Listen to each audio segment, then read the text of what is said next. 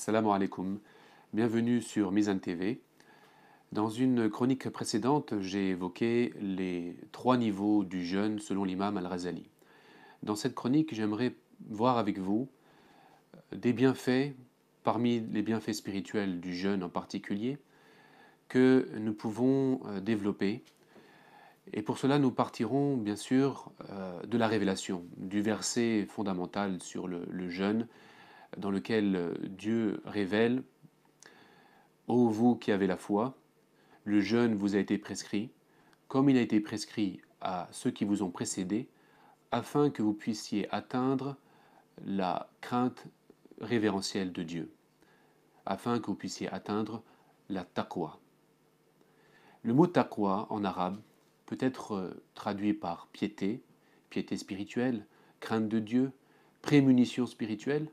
Il s'agit d'un terme global qui implique à la fois une dimension extérieure, obligation religieuse, observance des interdits, pratique rituelle, une dimension intérieure où là il s'agit plutôt de se défaire de toute mauvaise qualité et de se parer des plus belles vertus.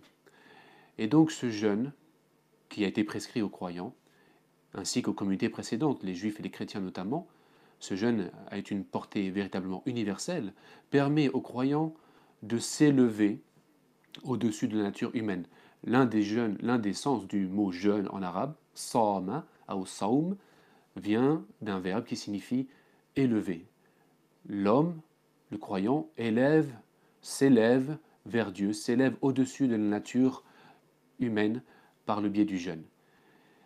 Et c'est ainsi que le jeûne lui apprend à éduquer son âme, lui apprend à purifier son cœur, lui apprend des vertus comme la patience et la gratitude, l'endurance, la constance, et bien sûr cet état de contentement vis-à-vis de Dieu, cet état de reconnaissance des bienfaits de Dieu et de reconnaissance des attributs de Dieu.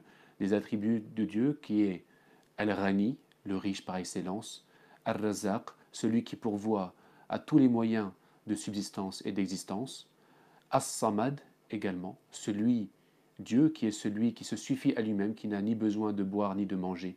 Eh bien le jeûneur, par ce jeûne, quelque part s'approche de ces qualités sublimes et divines, peut connaître son Créateur et son Seigneur en essayant quelque part de s'élever au-dessus de sa propre nature animale pour, comme disent certains savants, s'approcher de la condition de pureté des anges.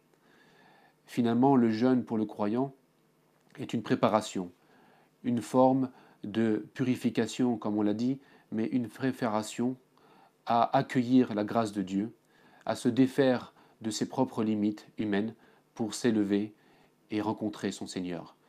Car comme disait le prophète Mohammed, sallallahu alayhi wa sallam, tous les actes du fils d'Adam lui appartiennent, excepté un seul, et c'est le jeûne. Dieu dit lui-même à travers ce hadith: le jeûne m'appartient et c'est moi qui en paie le prix. C'est-à-dire qu'il n'y a d'autre récompense pour le jeûneur que la rencontre avec Dieu.